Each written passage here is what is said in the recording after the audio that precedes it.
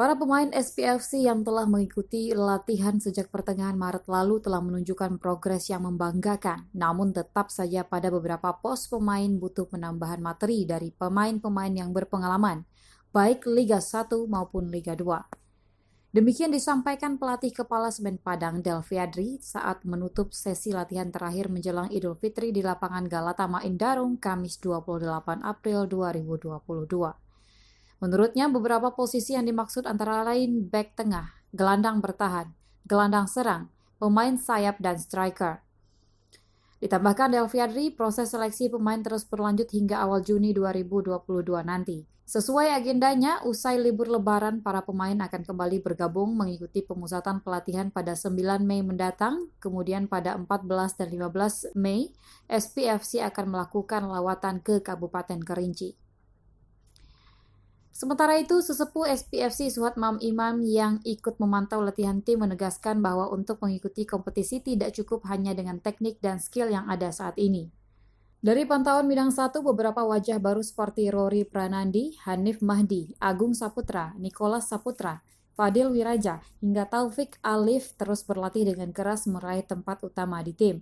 Sedangkan pemain-pemain senior yang masih terlibat dalam program latihan antara lain Rudi, Fendri Movu, Tri Rahmat Priyadi, Gitra Yuda, Vino Andrianas, Mardiono, dan Wiranto. Ini apa evaluasinya? Evaluasinya anak-anak ya, ada pemain Semen Padang dari awalnya udah banyak progresnya, mestinya udah ada banyak peningkatan sama sekali, baik kerjasama tim maupun tanggung jawab mereka untuk bermain, cara-cara mereka bermain. Yang saya camkan kepada mereka kan gitu, bagaimana Anda tanggung jawab per posisinya, itu yang penting, tanggung jawab bagaimana tupoksinya masing-masing, bagaimana backfournya, pemain belakang apa tanggung jawabnya, gelandang apa tanggung jawabnya, pemain depan apa tanggung jawabnya. Begitu Anda kalah bola, bagaimana Anda harus bertindak sebagai bertahan. Kalau gitu ada bola Anda siap untuk menyerang, kalah bola siap untuk bertahan. Oke, kondisi tim sekarang ini jumlahnya berapa dan targetnya nanti? Ya. Apakah jumlah yang sama ini juga yang akan nanti dipanggil setelah Lebaran? Kita mengharapkan ke manajemen kan begini Rivo. Dari evaluasi inilah kita evaluasi sekarang, evaluasi di mana-mana posisi yang wajib kita apakan, yang urgent harus kita tambah untuk berlaga di Liga 2. Ya. Itu mungkin dari belakang sektor center back kita harus tambah pemain-pemain yang pengalaman. Kalau enggak Liga 1 atau Liga 2. Kemudian di gelandang gelandang bertahan, ya. Itu kan ada kita si Agung mungkin belum teruji untuk Liga 2. Nah, nanti itu pelapis oke sama Agung sama Geno. Tapi kita harus cari pemain yang benar-benar siap di sektor sana. Kemudian ada gelandang dia pengganti si Mopu atau si Genta kena. Kemudian kita cari wing dua-duanya belum. Posisi striker gimana? Striker harus kita cari yang jadi. Jadi harus kita center back, gelandang, wing dan striker harus kita cari.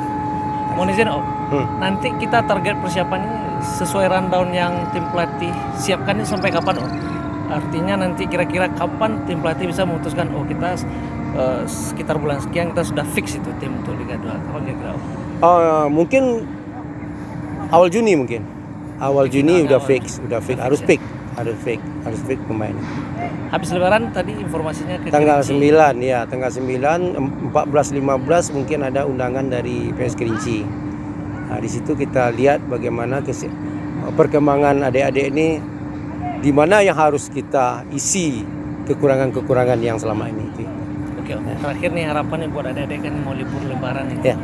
Harapan dari Om kepada para pemain. Harapannya ya saya tekankan kepada pemain harus menjaga kondisi.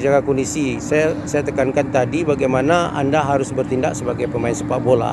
Bagaimana istirahatnya, bagaimana makannya, itu yang harus diatur.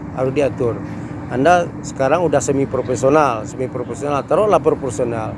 Profesional, ya segalanya profesional, tindak tanduknya profesional, makannya profesional, istirahatnya harus profesional, harus begitu. Ya.